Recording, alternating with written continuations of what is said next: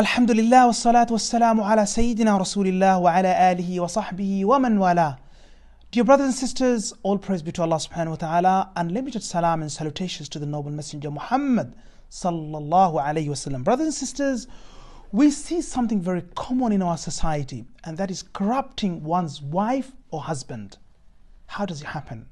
You have people around you who come and give waswasa and whispering to our wives, speaking bad and evil about husbands.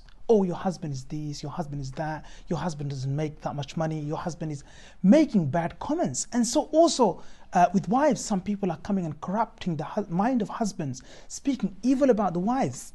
Prophet ﷺ, he is warning us, and he's giving us a severe warning for those who actually get involved in those, I would say, a shaitanic activity, because really dividing between two Muslims, between two human beings, and especially between husband and wife, this is a amal of shaitan. This is really an action of the devil. So Prophet ﷺ says in a very famous and important hadith on the authority of Abu Hurairah radiallahu anhu, قال رسول الله صلى الله عليه وسلم, messenger of Allah صلى الله عليه وسلم said, من خبب زوجة امرئ, he said, the person who corrupts another's wife, the one who comes and speak evil and mention the weak side of the husband, which is very common, as I said. Family members do, neighbors do, friends do. And we see this in front of our eyes, brothers and sisters.